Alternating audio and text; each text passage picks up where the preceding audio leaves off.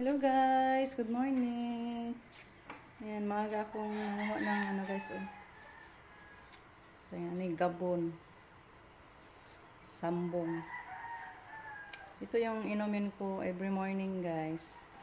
Hindi na ako bumili ng mga matimpla-timpla pa. Mga 1 week na to guys, ito yung gamit ko. Kasi palaging sumakit yung gilid ko.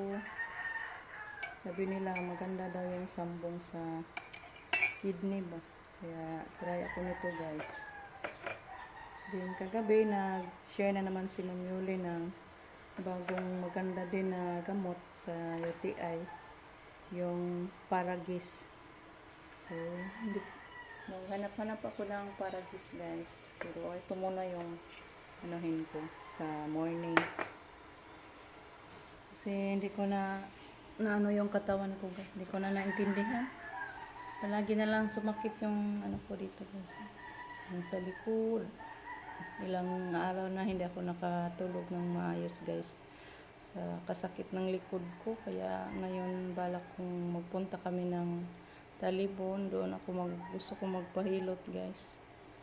Okay. Lalong sumakit siya nung isang araw na nagmuha kami ng kahoy doon sa sapa.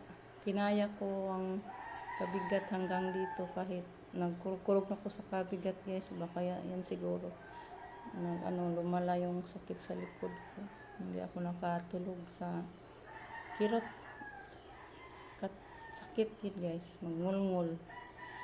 Kaya plano namin ni Rico, sinabihan ko siya kaya na madaling araw na gusto ko magpagamot guys kasi hindi ko na naintindihan yung sarili ko sa sakit ng likod ko at saka yung shoulder ko masakit guys, ganun.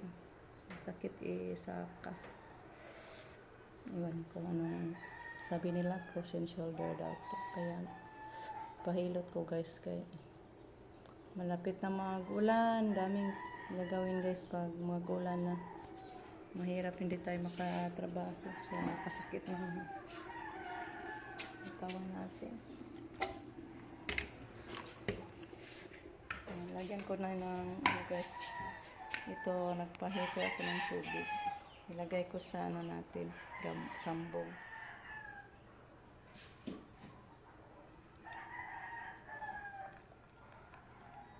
Ibabad ko siya guys ng mga 3 minutes para lumabas yung pait niya ba. Pait pa na siya guys, basta malagyan na ng ininit. Ilin-ilin na lang tani at lawas na ako guys. Bakit bang dami ko ng sakit?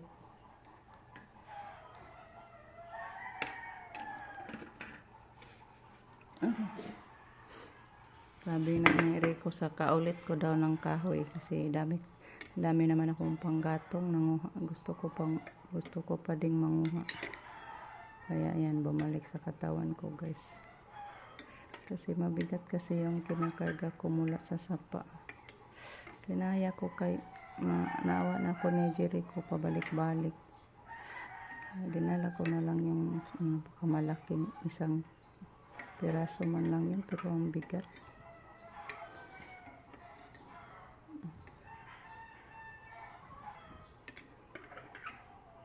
Ito na, pwede na siya inumin guys.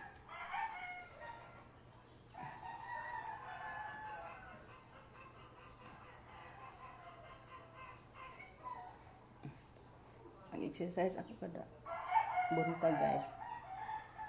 Para relieve minsan pain relief, mga back pain. Sumama ang dito guys, dibdib ko sakit sa likod. Pag iganon ko guys, agoy ang sakit sa ko doon, likod. Pag iganon maluwag-luwag yung dibdib ko pag maganon ako.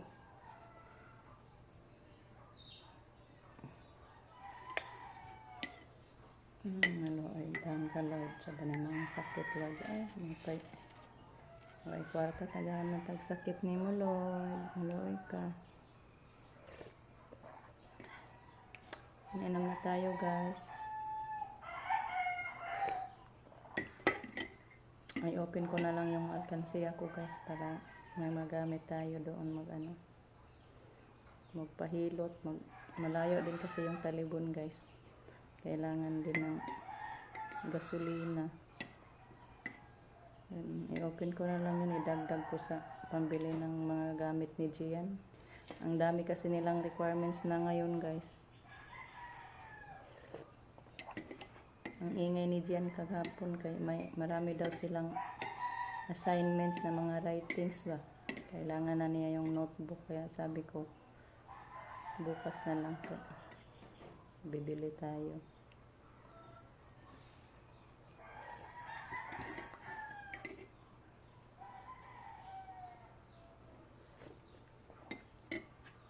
So, samahan nyo ako guys, mag-open tayo sa alkansiya ko para may magamit tayo papuntang Talibon. Guys, ito na po yung ano ko guys. Tawag nito, alkansiya. Ito po yung bangko ko guys. Hindi ko sinunod yung ano, ang tali-talian daw to, sabi ni Justin, itong klase na alkansiya, pero hindi ko sinunod guys. Kaya minsan makalimutan ko kung nagpasok ba ako or wala. Minsan si Rico din magpasok guys pag may kita siya sa ano niya, pamasada. So buksan natin guys para malaman natin at magamit din natin to ngayon. Kasi hindi pa din ako nakabayad sa motor guys. Isang motor at may ano din yung bayad sa ating kuryente. Namangha ako sa bayaran ko sa kuryente ko guys, kasi ni follow siya og 1,200 1 iwan ko anong dahilan. So yan, mag-ano na tayo, mag-open.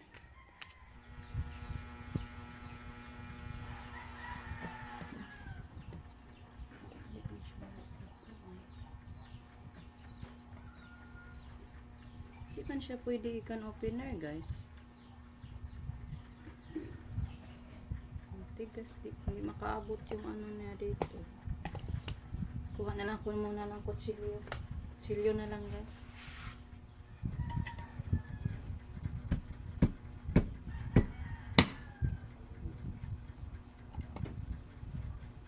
Ay, ano lang pala siya dito guys. Ganyan lang pala. Anuhin lang pa siya dito sa itaas.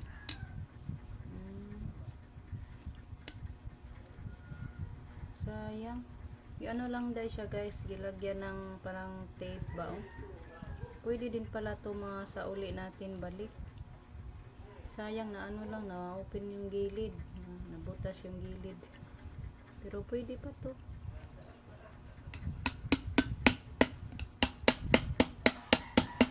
So balikan na lang din natin to pag ano guys, kay ilagyan lang pala siya ng ano, tape sa gilid. So i-open natin guys.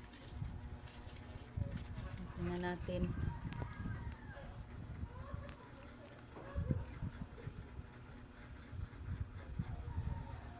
Tingnan natin yung laman guys. Ayay.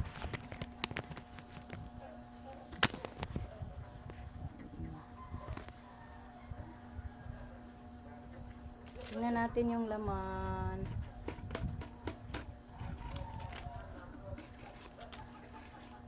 Ano kaya to guys? Nakakasya ba kaya to sa ating isang motor, kuryente?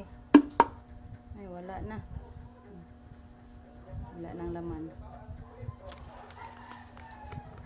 So, 1K.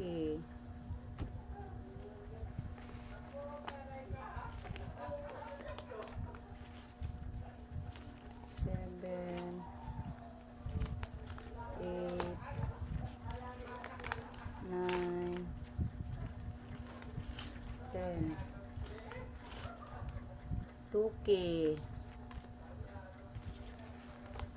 1, 2, 3,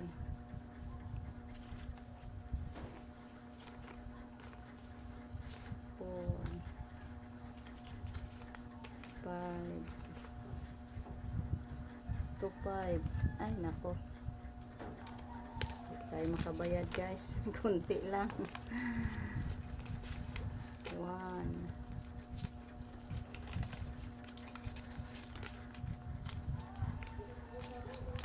2 2 8 raman siya guys. 2 8 lang. Hindi pala tayo makaano guys, makabayad. Gamitin pa namin to ngayon sa ano, magpagamot ako guys, panggas pa. So thank you Lord. May alkansiya tayo guys. Kung wala pa, saan tayo kukuha ng magagamit? So, malaking tulong mag-alkansiya tayo guys. Pero matagal-tagal na din to guys. Ay, malapit na to mag half na year. Ay no, dugay-dugay naman ninamog alkansiya guys. Pero nagamit yun ngayon guys, kaya saan man kailangan kong magpagamot. Wala tayong magamit, kaya ibuksan na gid nako guys. So ito lahat yung ano natin, 2.8 yung laman sa ating alkansiya. So ito, hindi ko to itapon guys, pwede pa din natin to balikan. I-close lang siya oh. Ganyan lang, lagyan ng tape ba. So yan.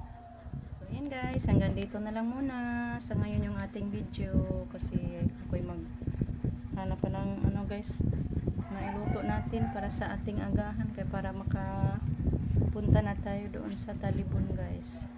So thank you Lord sa grasya sa amo ang alkansiyang lata.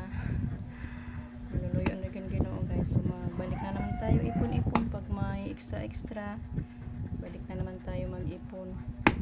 So thank you so much guys sa inyong lahat. Hanggang dito na lang muna sa ating video sa ngayon. See you sa pagpunta namin sa Talibon guys. Bye, Amping, we love you all.